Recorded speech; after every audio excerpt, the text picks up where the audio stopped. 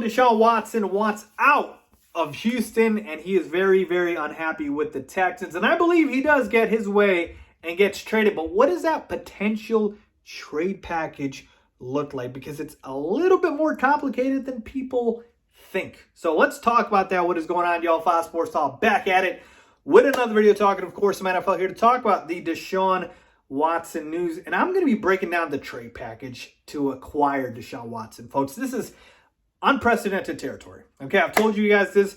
Quarterbacks of Deshaun Watson's talent do not hit the trade market or the free agent market. Just doesn't happen.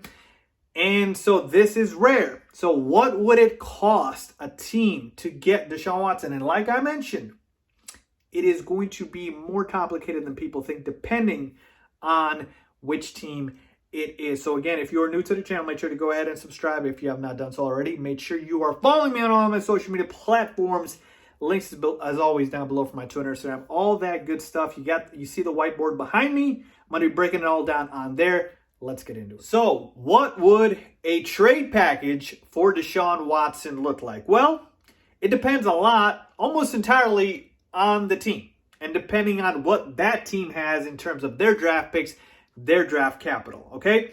And here's the thing I need people to understand, okay? As much as we know that the Houston Texans would like to get everything that they can possibly back in a trade, keep in mind that the teams we're talking about here are not just teams that the Texans want. We are talking about teams that Deshaun Watson wants and he's willing to go to because he's got a no trade clause. That changes everything. So before, we'd be looking at the highest bidders, right? So teams that don't have a high draft pick, I'm talking about top 5, we wouldn't even talk about them because the Texans would say, it's not even worth discussing. If we're going to trade Deshaun Watson, we want a high draft pick. But now, because Deshaun Watson has a no trade clause, that changes everything. Now it's, okay, we got to see where Deshaun wants to go, because even if we like this trade offer from this team, if Deshaun waives his no trade clause and says, I don't want to go there, then the trade's not happening. So that is something I need people to keep in mind when they say, why would the Texans do this? Why would they do that? So with that being out of the way, let's talk about it now. All right, let's give you the trade package. All right, so I'm going to do a baseline here of 2 teams. I'm going to use 2 teams as an example. We're going to do the Jets and we're going to do the Bears. All right, so, and I'll explain why we're doing these 2 teams here. So here we go. We've got the Jets and we've got the Bears. The reason I'm doing these 2 teams is because I believe these 2 teams are the perfect example of what I just talked about, where the Jets have a ridiculously high draft pick. They have the number 2 overall pick in this year's draft, in the 2021 draft. And the Bears have a low draft pick. They've got the number 20th overall pick in this year's draft. To just a difference of a 0 again, right? Doesn't make that big of a deal, but you get my point. So obviously I'm joking there, but the 2nd pick, the 20th pick. Obviously, which one's more appealing? Duh, the 2nd pick. And so if there was no trade clause, the Bears wouldn't even be looked at as seriously by the Texans. But because Deshaun Watson has that no trade clause, now we have to consider a team like the Bears, because Deshaun Watson might want to go there. Again, I'm not saying he wants to. I'm just saying he could. So where I'm going to start with these 2 teams is the baseline for the trade package that a beat reporter for the Texans himself, I believe his name is John McClain, he's been covering the team forever, like 40 plus years, folks. It's crazy, okay? And he is as plugged in as anybody, and he basically said, if the Deshaun Watson trade happens, and he still is very skeptical of if the Texans even trade him, but regardless, if the trade happens, he believes the Texans should ask a team like the Jets, we're going to start with the Jets, for the following at least, all right?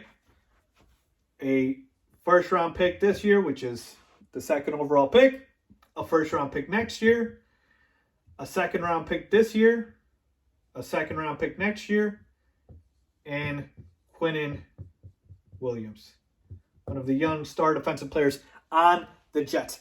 This, he mentioned, is the starting trade package for Deshaun Watson. All right? Again, this pick I have to include that this is the second overall because that means a lot, okay? It's not just a normal first-round pick. We're talking about the second overall pick, which means if the Texans do trade him to the Jets, then they can go ahead and take a quarterback at number 2 as the heir apparent or replacement for Deshaun Watson.